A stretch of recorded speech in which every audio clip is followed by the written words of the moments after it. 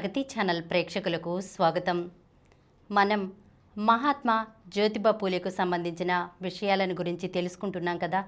ఈరోజు ఎపిసోడ్లో మరికొన్ని విషయాలను తెలుసుకుందాం. అనారోగ్యం. 1888 జూలైలో జ్యోతిరావు ఆరోగ్యం దెబ్బతిన్నది. గుండెపోటు వచ్చింది. దానితోనే పక్షవాతం కూడా వచ్చి శరీరంలో కుడిభాగం చలనరహితమైపోయింది. డాక్టర్ విఆర్ ఘోలే ఆయనకు వైద్యం చేశారు. నయాజీరావు గైక్వాడ్, నాగేశ్వర్ గిర్, కళ్యాణ్ గిర్ బువాలు వెంటనే ఆర్థిక సహాయం అందించారు. ఈ విషయం జ్యోతిరావు తన పద్యాలలో ప్రస్తావించారు. జ్యోతిరావు చాలా బలహీనమైపోయారు. గడ్డం తీసేశారు. శరీర దార్ఢ్యం పోయినా మనోదార్ఢ్యం అణుమాత్రమూ తగ్గలేదు. తమకు మార్గదర్శకంగా ఉండే మంచి పుస్తకం ఒకటి రాయవలసిందిగా అనుచరులు ఆయన్ను ఎప్పటినుంచో అడుగుతూ వచ్చారు. అతని కులం వారు కూడా ఆయన్ను ఈ విషయంలో తొందరపెట్టసాగారు. సామాజిక విషయాలలోనూ మత సంబంధ విషయాలలోనూ అందరూ ఆచరించదగిన నియమావళి లేదా ప్రవర్తనావళి ఒకటి ఉండటం అత్యవసరమన్న భావన అందరిలోనూ ఉంది. ఆయా విషయాలు తెలియపరిచే ఒక పుస్తకం జ్యోతిబా రాయక తప్పని పరిస్థితి వచ్చింది. ఆయన సంతోషంగా అందుకు ఒప్పుకున్నారు. కుడి చేయి నిర్జీవంగా పడి ఉంది. ఎడమ చేతితోనే రాయటం మొదలుపెట్టారు. పని, కర్తవ్య పాలన ఆయన నరనరాన జీర్ణించుకుని ఉన్నాయి. అకుంఠిత దీక్షతో పుస్తకం మొదలుపెట్టారు. ఆ సంవత్సరాంతానికే పూర్తి చేశారు కూడా. 1888 సెప్టెంబర్, డిసెంబర్ నెలల మధ్య జ్యోతిబా పూర్తిగా మంచం మీదే ఉన్నారు.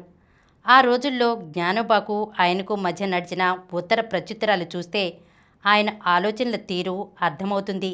సత్యమేవ జైతే అన్నది ఆయన మొదటి విశ్వాసం. అదే ఆయన ధైర్యం, బలం. ఇక రెండో బలం భార్య సావిత్రిబాయి. గృహ నిర్వహణ భారం యావత్తూ ఆమె చూసుకునేది. రాధ చదువుకు అంతరాయం కలగకుండా తానే ఇంటి పని అంతా చూసుకునేది. తండ్రిగారి ఇంటికి వెళ్ళవలసిన సమయాలలో కూడా రాధను జ్యోతిబా దంపతులు తమ దగ్గరే ఉంచుకునేవారు. ఈ విషయమై అభ్యర్థనపూర్వకంగా జ్యోతిబాకు, జ్ఞానోబాకు రాసిన లేఖలున్నాయి. ఆజ్ఞాపించగలిగిన వారు అభ్యర్థించడం కూడా నేర్చి ఉండాలి. జ్యోతిబాకు ఈ విషయం తెలుసు. కాబోయే కోడలు తెలివైనది, మంచి జ్ఞాపకశక్తి కలది. ఆ విషయంలో జ్యోతిబా సంతృప్తి పడ్డారు. అయితే కొన్ని గౌరవపూర్వకమైన మాటలు, నాగరిక సంబోధనలు, జీ అంటే గారు, అండి వంటివి ఆమెకు ఎంత చెప్పినా అలవాటు కాలేదు. 1888 డిసెంబర్ చివరి వారంలో జ్యోతిబా బాగా జబ్బుపడినప్పుడు ఆ అమ్మాయి ఎంతో శ్రద్ధగా ఆయనకు సపర్యలు చేసింది. జ్యోతిబా జబ్బుగా ఉన్న కాలంలో సత్యశోధక సమాజం తాలూకు ప్రచారం పని అంతా భాలేకర్ చూసుకున్నారు. దినమిత్రలో ఆయన చాలా వ్యాసాలు రాశారు. పత్రికలు కేవలం వ్యాపార దృష్టితో ఉంటూ ప్రజల బాగోగులను, కార్మికులు, రైతులు, వృత్తి పనుల వారు తదితరులు పడుతుంటే కష్టాలను పట్టించుకోవటం లేదని చెప్తూ వరుసగా ఆయన రాసిన వ్యాసాలు ఉత్తేజకరంగా ఉన్నాయి. పత్రికలు ఎప్పుడూ ఏవో కొన్ని విషయాలనే ఎంచుకుంటాయని, ఇతర సమస్యలు వాటి దృష్టికి రావని ఆయన ఆరోపించారు. వితంతు వివాహాలు, కాంగ్రెస్, గో సంరక్షణ సభ, బ్రాహ్మణుల హక్కులు, మున్సిపల్ కమిటీలు, సాహిత్య శిల్ప విద్యలు, పీష్వా పాలన, ఉన్నత విద్య, వ్యవసాయ చట్టం మూలంగా షావుకారులకు కలిగిన నష్టం ఇవి పత్రికలలోని ముఖ్యాంశాలు. అంధకారంలో, అజ్ఞానంలో మునిగిపోతున్న కోట్లాది భారతీయుల గురించి వీరికి అక్కర్లేదు. ప్రజల ప్రాథమిక హక్కుల గురించి వారికి అసలు పట్టదు. బేదలను దోచుకుంటున్న వారిని బహిర్గతం చేయటం అటుంచి వారి గురించి ఈ పత్రికలు ఒక్క మాట అయినా రాయవు. పైపెచ్చు పేద రైతులకు, శ్రామికులకు, కార్మికులకు రక్షణ కలిగించే చట్టాలను వ్యతిరేకిస్తుంటాయి. షావుకారులకు కలిగే నష్టాలను గురించే తప్ప వీటికి ప్రజల కష్టాల మీద ఆసక్తి లేదు. ఇవి పెట్టుబడిదారుల, భూస్వాముల పత్రికలు అన్నారు ఆయన. మూఢాచారాలను, సంప్రదాయాలను నిరసిస్తూ కూడా ఈ పత్రిక వ్యాసాలు ప్రచురించింది. పెద్దలకు పిండాలు విడవడం, తాతలకు తండ్రులకు తద్దినాలు పెట్టడం గురించి ఈ పత్రిక ఇలా రాసింది: ఓ భూదేవతలారా, ఈ ప్రకటన శ్రద్ధగా చదవండి. మీరు మీ తాతలకు తండ్రులకు పంపే ఆహార పదార్థాలు తగు విధంగా జాగ్రత్తగా కట్టి పంపటం లేదు. ఆ కారణంగా అక్కడ వారి ఆరోగ్యం పాడవుతున్నది. వారు అజీర్తి వంటి వ్యాధులకు లోనవుతున్నారు. వారి ఆరోగ్యం బాగుండాలని మీరు కోరుకునేటట్లయితే మంచి కమిషన్ ఏజెంట్ల ద్వారా మందులు అవి పంపండి. పైలోకంలో ఉన్న మీ బంధువులలో చాలామందికి వంట చేయటం రాదు. వారికి పంపే నూనెలు ఇతర దినుసులు వ్యర్థమైపోతున్నాయి. అందుచేత వారికి చక్కగా వండిన పదార్థాలే పంపండి. అలా వీలుపడదు, వారికి స్వయం పాకానికి విధిగా పప్పు దినుసులు అవి పంపవలసిందే అని అనుకున్నట్లయితే మంచి ఏజెంట్ల ద్వారా పొయ్యి, పెనం, అట్లకాడ, చెంచాలు, గిన్నెలు కూడా పంపండి. అన్నట్టు పుల్లలు, పిడకలు, రుబ్బురాయి మరవకండి సుమా. ఇలాంటివన్నీ హిందూ మతంలోని మూఢాచారాలపై విసుర్లే. సనాతనులు కానీ, సంస్కారవంతులు కానీ, హేతువాద దృక్పథం ఉన్నవారు కూడా ఇలాంటి ఆచారాలు మానటం లేదు. మానితే పాపం బ్రాహ్మణ పురోహితులు నష్టపోతారనేది సనాతనుల కారణం కావచ్చు. మరి హేతువాద దృక్పథం ఉన్నవారి సంగతి ఏమిటి? బహుశా వారికి ధైర్యం చాలటం లేదేమో. అంతర్గతంగా పురోహిత వర్గంపై ఉన్న సానుభూతి కూడా ఒక కారణం కావచ్చు. 1889 ఫిబ్రవరి మొదటి వారంలో యశ్వంత్ వివాహం జరిగింది. వధువు రాధ పేరు మార్చి చంద్రభాగ అని పెట్టారు. జ్యోతిబా రూపొందించిన పద్ధతిలో వివాహం జరిపారు.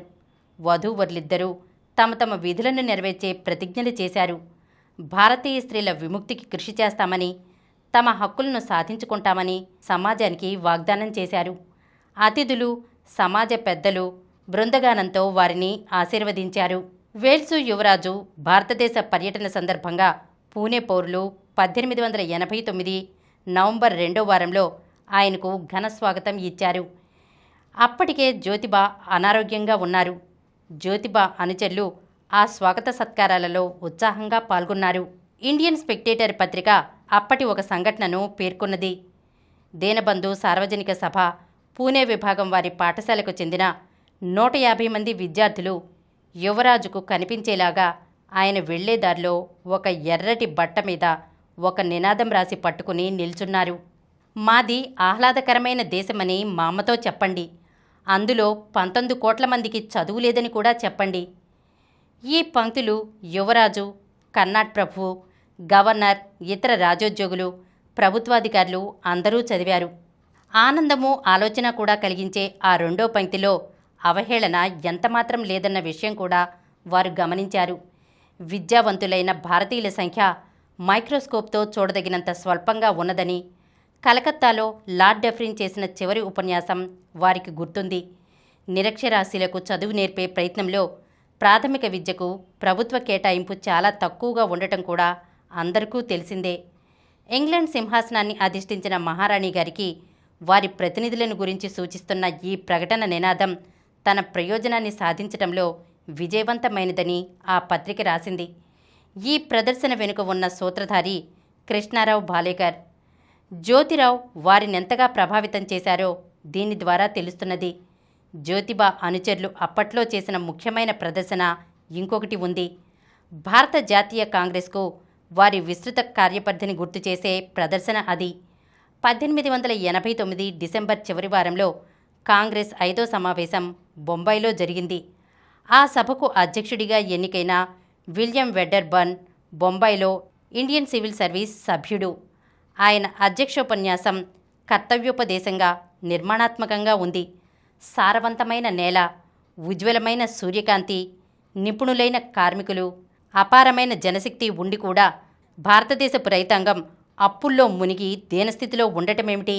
ఇది నందనవనంగా ఉండవలసిన దేశం అంటూ జర్మనీ దేశంలో వలె రైతుల బ్యాంకులు ఏర్పాటు చేసి పాత అప్పులు సర్దివేసి కొత్తగా రుణాలిచ్చే ఏర్పాటు, ఎరువులు, నీటిపారుదల సౌకర్యాలు కల్పించే ఏర్పాటు జరిపించే పథకం ఒకటి ఎప్పుడో ఎవరో బ్రిటిష్ ప్రభుత్వానికి సమర్పించిన సంగతి గుర్తు చేసుకుంటూ ఆ పథకాన్ని ఇండియా ఆఫీస్ వారే వెన్నుపోటు పొడిచారని చెప్పారు ఆయన.